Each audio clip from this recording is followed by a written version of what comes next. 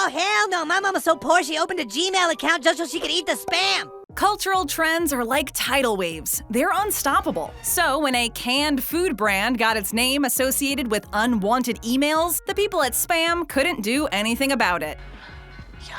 Not cool, man. Not cool. It was either change their decades-old branding or launch a huge marketing campaign to change public perception of the unique name. Neither endeavor was promising. So let's open up that can and check out the top 10 untold truths of SPAM. Don't knock it till you've fried it. What's in a name? Lois, why did you buy this? It was on sale. Okay, first things first. Before we delve deeper into the history and mysterious world that surrounds this popular canned food brand, we need to shed some light on its name. Spam. Oh, Okay. What's up with that? And to get a clear idea of why that name and what it could possibly mean, we need to disentangle our brains from its other, less popular namesake, the detested unwanted flood of emails, and go back in years to a more innocent time. Back when a mouse was only a rodent and the web was the home for a spider, and neither of those was something you'd like to see around your house. Believe it or not, Spam was the winner in a naming contest held by the company. Oh, and then this was Phyllis's idea.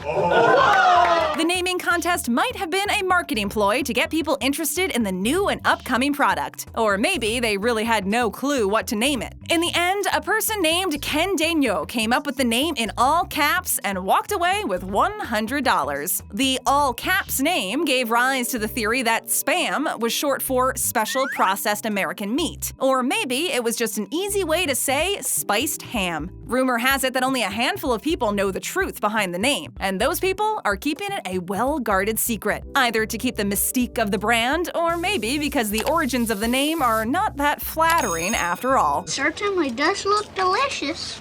Spam was made to sell pork shoulder. It literally goes with anything. Back in 1937, pork was a staple of many diets. Pork was cheaper than beef, and since the local butcher had the whole pig carcass on offer, you could walk in and order any piece of your choice. A far cry from the pre-packaged cuts you get at the meat section of the supermarket nowadays. While that system worked well for customers, it left the poor butcher and pork suppliers in the lurch. All right, meat store's closed. Everybody out. Because after a while, it became clear that certain cuts were not popular. One of those was the shoulder, which was the least favorite among customers. And no matter how low its price, people would avoid it. All this surplus and unwanted pork shoulder inspired Hormel Foods Corporation to do something about it. That's good too. They ground the pork, added a little ham for taste, and that's how Spam was born. Other ingredients include sugar, water, salt, and potato starch to give it its substance and glue everything together, and the ever-present sodium nitrite, which acts as a preservative. As we'll see soon, certain historical events helped launch the canned pork as a global brand that has a place on every shelf in every supermarket anywhere in the world. They're everywhere. But for now, Hormel was only concerned with one thing: what name to give this ground pork shoulder. Turns out it was Spam! World War II and Spam. This was the gift of the GI. Certain man-made disasters, while having catastrophic consequences, can prove to be a blessing for certain people. The Prohibition, for example, denied people the simple pleasure of having a drink at the end of a long day at the office or the mill, but it was a golden goose for the mafia. Bootlegging proved to be a lucrative business which consolidated the mob and helped build Las Vegas. In a similar vein, World War II broke the records in the damage it caused and the millions of people who fed the war machine. But for some businesses, the war wasn't all that bad. One of those was Hormel, which only 2 years before the war started had launched their new ground pork product called Spam. As Napoleon Bonaparte said, armies crawl on their stomachs. This means if you can't feed your army, you'll definitely lose the war. A hungry soldier is a weak soldier, and the problem becomes even more evident when you're fighting a war thousands of miles away from your home turf. The U.S. Army had a problem delivering fresh meat to the soldiers on the front in Europe and Asia, where World War II was being fiercely fought. The soldiers grumbled about the lack of meat in their diet, and the top brass in the military looked for an alternative. And there on the shelf in the local grocery was the solution to all their meat problems. Looks like meat's Back on the menu, boys! Spam had a long shelf life and was tasty and full of nutrients, and thus the original Spam shipping started on a large scale. This introduced the brand to different cultures and opened new markets for the delicious pork long after the war was fought and won. Of course, it helped that Spam came from the country that had won the war. These are for you miscreants. Oh my God. Even the Russians loved Spam. Product of USA. Uh-huh. Unbelievable.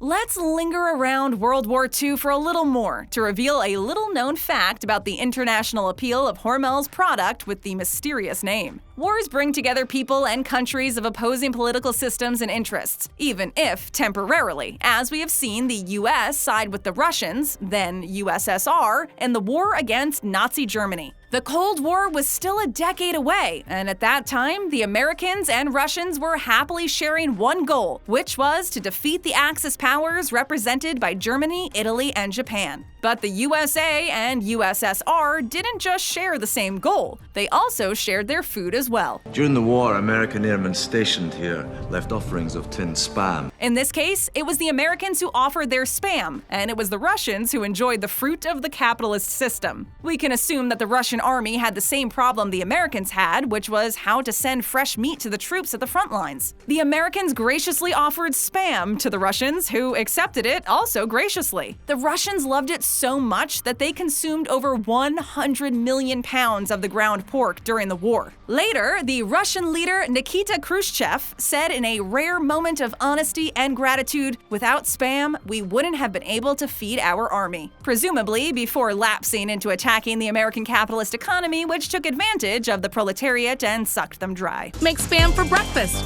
lunch, dinner.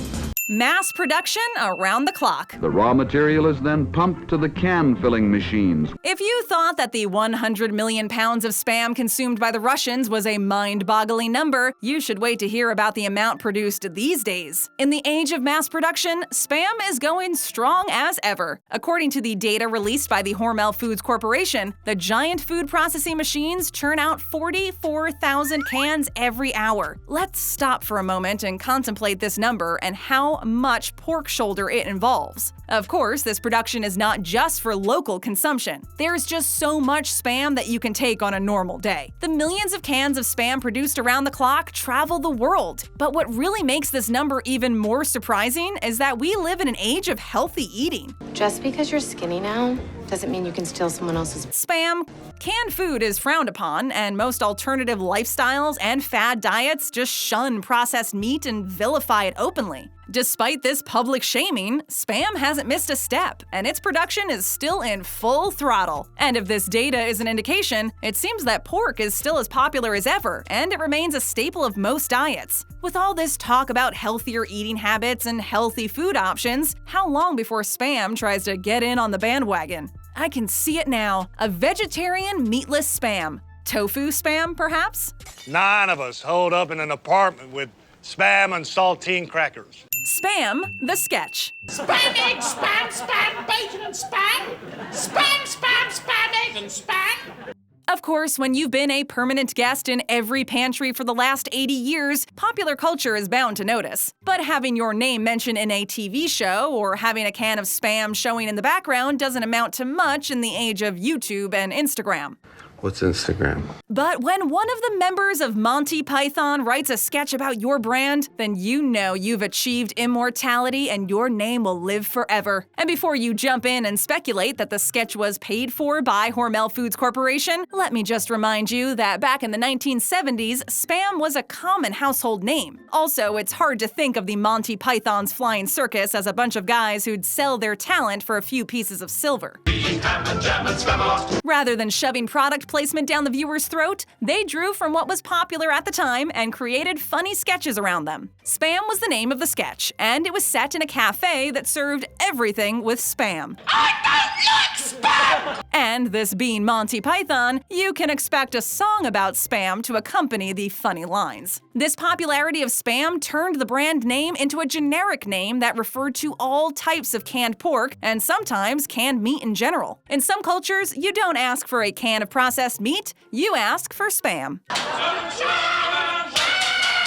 Spam is popular in Hawaii. Spam? Oh, they're big spammy. Are you serious? With 44,000 cans an hour, you know people can't get enough of the porky stuff. I find that highly offensive. But one U.S. state takes their love of Spam to the next level. It's Hawaii, where their average consumption of the ground pork is higher than any other state. What's the secret behind this passion is anybody's guess. Suffice it to say that Spam had made inroads into the Hawaiian culture and had become a prominent ingredient in the cuisine there. One example of Spam-related dishes is Spam musubi. It's just so good after a long day on the beach. It's a traditional dish where a slice of Spam tops rice and the whole thing is wrapped in nori. But that's not the only indication of the strong bonds Hawaiians have for Spam. The market there has some varieties that you don't get anywhere else. Step into any supermarket in the state of Hawaii and you can get hot and spicy Spam, honey Spam, and Spam with bacon. And knowing how exclusive the Hawaiian culture is, one can only wonder at the success of Spam in getting its figurative foot on the islands and creating such a strong relationship that seems to be getting stronger with time. Maybe it's all that surf and sun that makes this tropical paradise the #1 state when it comes to Spam's popularity. Not a bad place for the locals to spread the word, since Hawaii receives so many tourists each year from all over the world. And I realized I've only scratched the surface of Spam. Spam Restaurant. I always wanted an air freshener that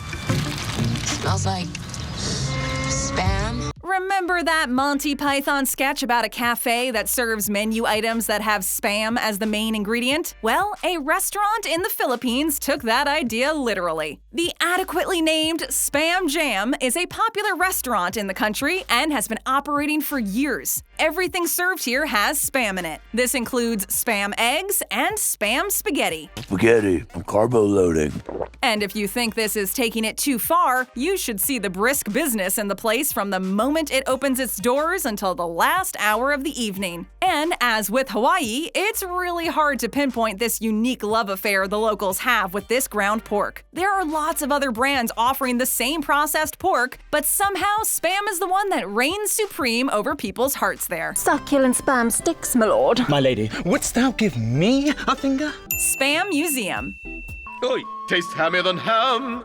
If you thought a Spam restaurant was an outlandish idea, wait till you hear about the Spam Museum. Located in Minnesota, the museum features everything Spam. This includes a room that features the process of making Spam, the life-altering chance for you to pack and seal a can of Spam yourself, numerous photos and videos about the history of Hormel, and, of course, educated guides who can tell you everything you need to know about the product and lots of fun trivia. Live, breathe, and die Spam. It's free to visit, they're open 7 days a week, and have been going strong since 2016. You know you've won the culture over when you have a museum dedicated to your brand. If it's a choice between vacationing at Disneyland or the Spam Museum, which destination would you choose? The Mascot. Long before the internet and social media, having a mascot was a surefire way to get your brand noticed. Advertising was mainly in newspapers, print magazines, the radio, and TV, and having a lovable mascot was a good idea to attract customers and sell products. Therefore, Hormel had a mascot for Spam. It was an angry-looking pig with its left foot stuck out the key opener. I guess sticking it at the pig's foot was a sensible idea. After all, this was a family product. The mascot was called Slammin' Spammy, which, as much like the name of the brand itself, wasn't very imaginative. I guess Hormel always had a problem with naming things. The mascot was shown throwing bombs and launching rockets. It also sported a bullet belt around its waist like the best cowboy in town, which goes to show that the rules for marketing a family-friendly product were quite different in those days. Thankfully, we're the much less intimidating. Give it up for the woodchucks! To be fair, the mascot was introduced during the war, and it was painted on bombers to motivate the troops and put the fear of the mighty American war machine in the hearts of the enemy. So maybe the angry face and bomb hurling weren't intended for local consumption. Although it's hard to see how a cuddly pig could instill fear in anyone's mind. That's all, folks. Tap that screen to check out another one of our great videos. And if you're here for the first time, show us some love and bang that subscribe button and that bell to join our notification squad.